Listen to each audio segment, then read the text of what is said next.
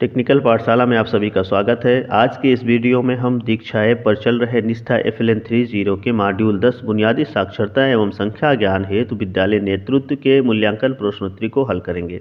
जैसा कि आप सभी को पता होगा कि इस बार प्रत्येक प्रशिक्षण के अंत में मूल्यांकन के लिए 40 संभावित प्रश्नों में से कोई 20 प्रश्न पूछे जाते हैं। सर्टिफिकेट प्राप्त करने के लिए 20 में से कम 14 प्रश्न सही होने चाहिए। इसके लिए आपको 3 चांस मिलते हैं, किंतु प्रत्येक चांस में कुछ प्रश्न बदल दिए जाते हैं। इसीलिए 40 संभावित प्रश्नों के हल को 20-20 प्रश्नों के 2 वीडियो पार्ट 1 और पार्ट 2 में लेकर आए हैं। सभी 40 संभावित प्रश्नों का हल जानने के लिए 20-20 प्रश्नों के दोनों वीडियो पार्ट 1 और पार्ट 2 को अवश्य देखें। दोनों वीडियो का लिंक आपको इस वीडियो के डिस्क्रिप्शन बॉक्स में देखने को मिल जाएगा। तो चलिए वीडियो को शुरू करते हैं।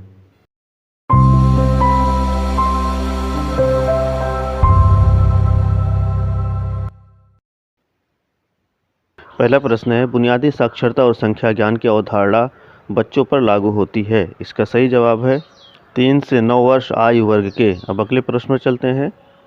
बुनियादी साक्षरता एवं संख्या ज्ञान FLN को सुदृढ़ करने हेतु विद्यालय नेतृत्व के लिए कौन सा मॉडल उपयुक्त नहीं है। इसका सही जवाब है अकादमिक नेतृत्व। अब अगले प्रश्न पर चलते हैं।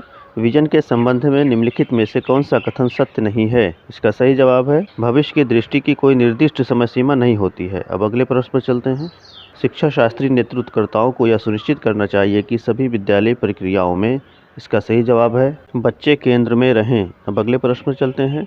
सहयोगात्मक नेतृत्व की विशेषताओं में से एक है। इसका सही जवाब है हितधारकों के बीच परस्पर विश्वास और सम्मान का निर्माण। अब अगले प्रश्न पर चलते हैं। एक नेतृत्वकर्ता को 3 से 9 वर्ष आयु वर्ग के बच्चों के आकलन का आयोजन करना चाहिए। इसका सही जवाब है उनकी क्षमता, आवश्यकता और रुचियों का आकलन करने के लिए। अब अगले प्रश्न पर चलते हैं।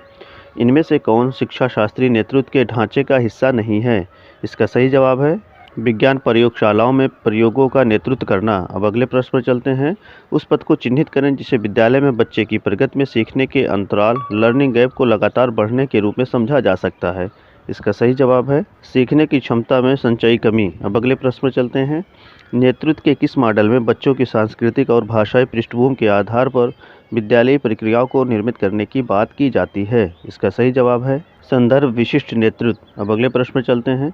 संचार की भागीदारी के प्रकार में शामिल है। इसका सही जवाब है अभिभावक के साथ बच्चों के पोर्टफोलियो पर नियमित रूप से चर्चा करना।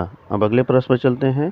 बुनियादी साक्षरता एवं संख्या ज्ञान के संदर्भ में वयस्क और बच्चे के बीच क्या संबंध होना चाहिए। इसका सही जवाब है भय मुक्त और आनंदपूर्ण। अब अगले प्रश्न पर चलते हैं। निम्नलिखित में से कौन लर्निंग एट होम घर पर सीखना की भागीदारी के प्रकार में शामिल नहीं है। इसका सही जवाब है यदि अभिभावक निरक्षर है तो उनके साथ भेदभाव करना। अब अगले प्रश्न पर चलते हैं।